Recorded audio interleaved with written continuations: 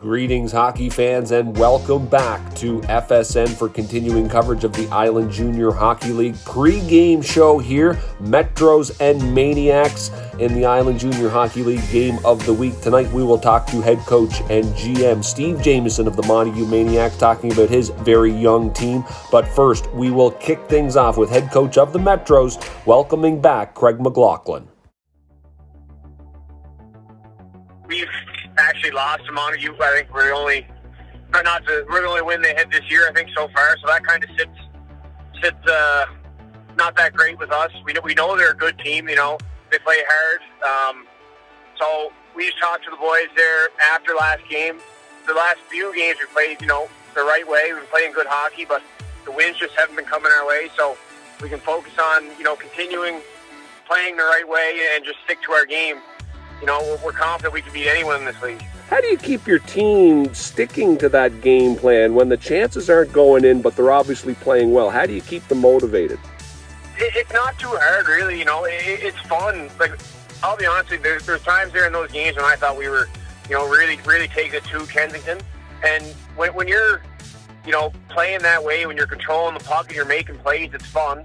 Obviously, it's a bit of a, deterrent when you're not scoring, but even just making plays, getting shots on net, playing the body, that's fun. I think it's not hard to keep the boys going. Obviously, you're right. It is a bit of a, when you're not scoring, it can be a little bit frustrating. But just the boys love playing the game, so it's not too hard to keep them going. Definitely, you want to take as much in as you can during the regular season, but there's always things that are gonna come up during the playoffs or any time really that might be a bit. You weren't really expecting them, so if we can get out most of the kinks before playoffs, that's great. But if something comes up, we got to be ready to handle adversity at any time. No matter what league you're in, when you're kind of in this part of the season, when things are kind of set in stone of who you're playing in the playoffs and stuff like that, sometimes the boys can, just take a break, maybe not take it as serious. But, obviously that rivalry with Kensington, it's a hard game every night. It's just like playoff hockey, so the more games we can get like that leading into playoffs, the better. Just so it's not like a switch that we got to turn on. It's got to be something we build up to roll into playoffs. Honestly, watching Pierce play hockey is a treat. He plays the game the right way. He plays hard. He doesn't do anything easy. He doesn't take a back seat. He's always wanted to be first on the puck. He wants to be the guy making the plays. It's really just a treat to watch. And then Duff, he's kind of he's a unique hockey player. The way he skates and moves around the ice, I've honestly never seen it before.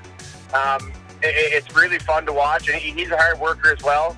But he's a really skilled player. He's a unique hockey player. It's also really fun to watch him play. Good luck tonight, Coach, and the rest of the season. Okay, that's great. Thanks so much. Here for the pregame show, it's General Manager and Coach of the Eastern Maniacs, Steve Jamieson. Thanks very much for joining us here today, Steve. Thanks for having me on. It's been an extremely difficult season for the players and for the coaching staff as well. But the thing that really makes me proud of the players that I have is that they have showed up and competed. Sometimes not as well as they'd liked, but they've competed every night. Our numbers have been good. They've been coming to practice and trying to improve. And we really, as a coaching staff, we've really tried to keep them upbeat and positive. And we got to get it through to them that we're a very young team. We don't have any overagers right now in our lineup, which if you look around the other three teams, they're being led by their overage players. And we have to give our younger players some experience, and in the future they will be the leaders in the league and on their team. Our two goaltenders have been stellar, actually, in my opinion. Awesome attitudes. It's been a tough season for them. They're going out. They're competing hard. The one thing I really draw attention to is they haven't went after teammates. Why didn't you pick up a player? Why is he this fella open? It's been all positive, and that means a lot to the players that are playing in front of them. And from the time they go in the net in a practice to in the games, they competed, and it will definitely improve them for sure. And their attitude is what really is showing up most nights. So, two players I would bring to my attention, or to the league's attention, is Jake McLaren and Jacob Outhouse. Jake has become a very versatile player for us. He's started the year playing as a forward, and due to some injuries on our defensive end, he's now playing defense and probably playing upwards of 25 to 30 minutes a game. And you have Jacob Outhouse, that is a very good character person in the dressing room, very encouraging on the bench, does a great job at killing penalties, very good skater, one of the better ones in the league, but doesn't get the recognition sometimes that the rest of them do. He doesn't play much on the power play, but is always on the bench encouraging his teammates to work hard and get better. And those are the type of guys that are going to eventually make this team successful. What we're trying to do is have an overall attitude change within the organization, and bring in a more positive, I'll say, vibe around the team. Develop a good program, which I think is going to make it that a lot of players will want to come here and play. And even having